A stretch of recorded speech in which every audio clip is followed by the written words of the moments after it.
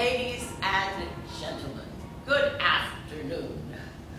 My wife suggested that I should give a lecture for charity today. Well, why not?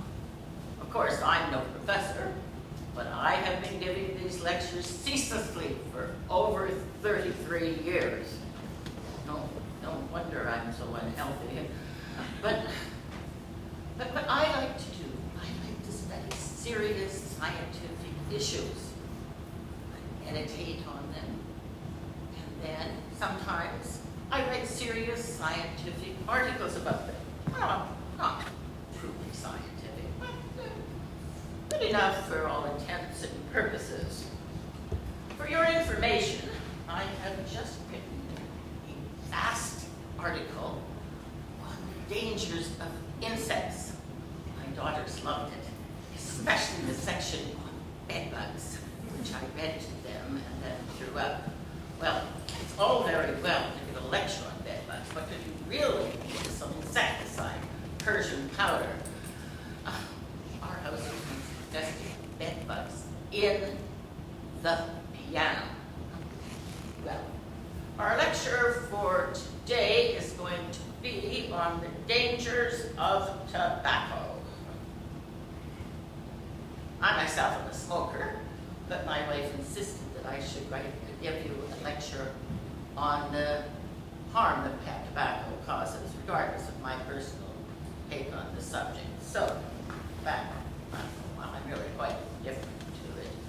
Tobacco has many harms that it inflicts on smokers, but it also has some medicinal purposes. For example, if you take a housefly and put it in tobacco, it will shortly die of shot nerves. Tobacco is basically just a plant. You may have noticed I'm a little nervous here. You may have noticed my eyes twitching a little bit. This is all due to excitement. I am, by nature, a very, very nervous man. This twitch started on the 13th of September, 1889, the very day my wife gave birth to our fourth daughter, Varvara, fourth daughter. I must point out that all of my daughters have been born on the 13th. Oh, well, I think there's some other things I'm supposed to tell you. Yes. We need to make note. My wife, the sponsor of this lecture, runs a musical school and boarding house. Well, it's not quite a boarding house, but close enough for all intents and purposes. I think I said that before. But she is very conscious of her shortcomings. But you know, the woman has managed to amass 40 to 50,000. Me? I don't have a penny. I don't have a kopeck. But I am manager of the boarding house. I buy the supplies, I do the books, look after the staff, I get rid of the bed bugs, I walk my wife's dog, I catch the mice. Yesterday I had an interesting job. I had to amass butter, flour, so that the cook could make beanies for breakfast this morning. Well, when my wife came downstairs, the beanies were all cooked. Half of our students had developed tonsillitis, so we had an oversupply of beanies. What to do with them?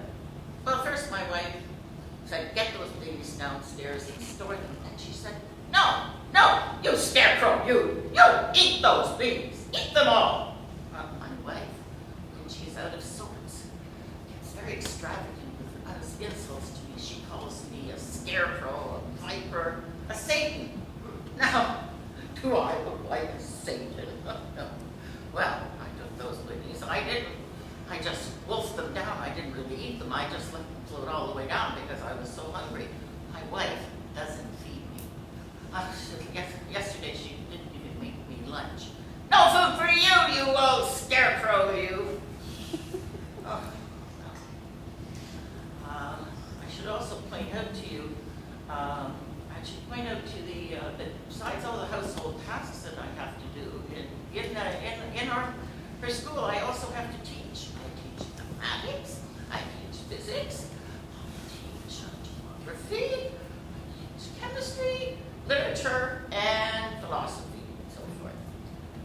also charges extra so that we can give lessons in music and dancing. And guess who is music and dancing instructor? That's right, me. Oh yes, our house is located at 13.5 Dawn Hill. There it is again, the 13 daughters who were, no, not 13 daughters, I have 7 daughters, what am I talking? I have 7 daughters, we're all born on the 13th of the month, and we have 13 cats. Well, maybe that's why we're so lucky. There's nothing more to do. I've aged, I've withered. Oh, I've aged and I've withered. You see me sitting here, giving my speech, seemingly contented, but let me tell you, what I really want to do is stand up straight and scream at the top of my lungs and run far, far away to distant lands. But who can I complain to? You say the daughters. Oh, that breaks my heart. My daughters.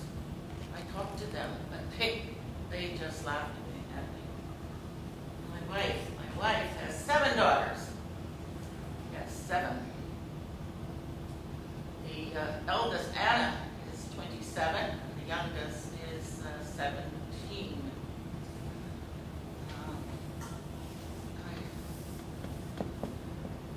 Oh, my dear sirs, I am not happy. Look at me. You see here, old loser, idiot,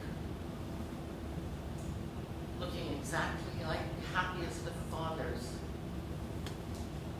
Let me tell you, probably that is the way things should be. I may dare not say otherwise, but I can tell you, I have been married to this woman for 33 years, and they have not been the happiest days of my life. Oh, damn. Oh. My wife isn't here yet, so I can tell you what I really think. I am afraid of her. I am so afraid of her when she looks at me.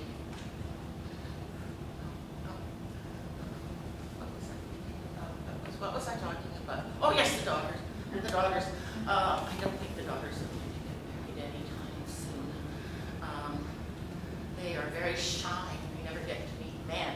My wife refuses to give evening parties, and she never invites anyone to dinner.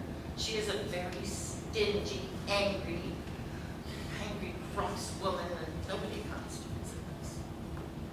But I'll let you in on a secret.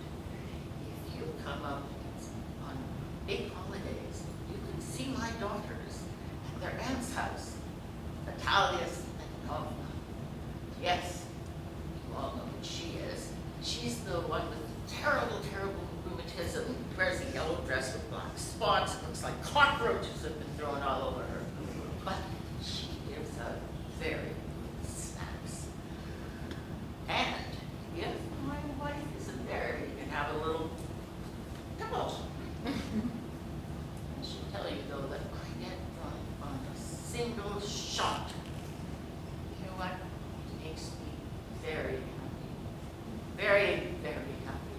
But then, I don't understand why. I become very, very sad. Very sad. I think it reminds me of my younger years. And then I want to run away. Run far, far away. Oh, if you only knew how much I wanted to run away, to get away from that wretched, vile village life that has turned me into a pathetic idiot. A pathetic loser. If only I could leave behind petty, stupid, evil, miserable wife who has tormented me for the last 33 years. It's turned my back on the kitchen, on the dowries, on the music, the trifles, and the platitudes that have turned me into this horrible, horrible, pathetic idiot. Oh, I want to run away. Oh, how I want to run away. Far, far, far into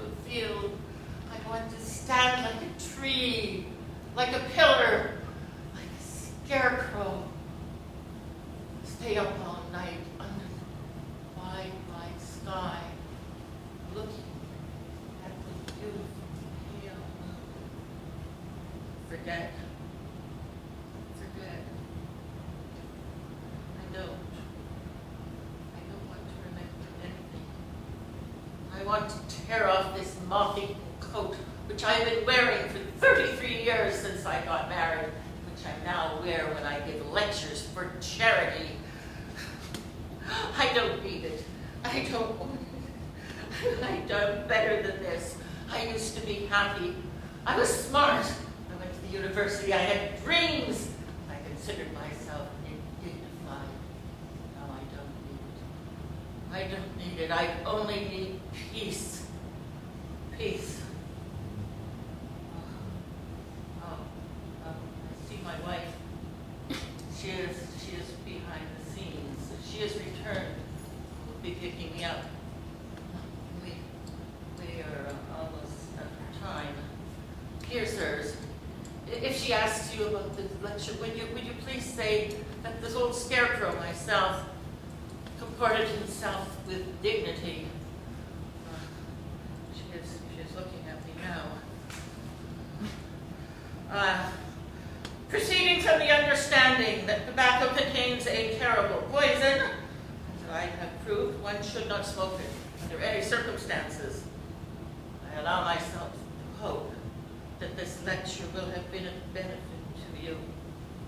That is all. Dixie. Evaneman Lavavi. I have